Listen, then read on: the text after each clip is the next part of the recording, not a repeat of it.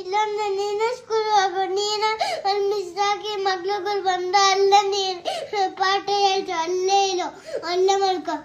ನೀನೇನು ಮಾಡ್ತೀಯಾ? ನೀನು ಎಲ್ಲಿಗೆ ಹೋಗ್ತೀಯಾ? ನಾನು ನಮ್ಮ ಅಪ್ಪನ ಜೊತೆ ಆಫೀಸ್ಗೆ ಹೋಗ್ತೀನಿ.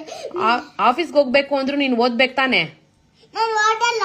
ಓದ್ಲಿಲ್ಲ ಅಂದ್ರೆ ನಿನ್ಗೆ ಆಫೀಸಲ್ಲಿ ಯಾರು ಕೆಲಸ ಕೊಡ್ತಾರೆ? ಕೆಲಸ ಕೊಡ್ತಾರೆ?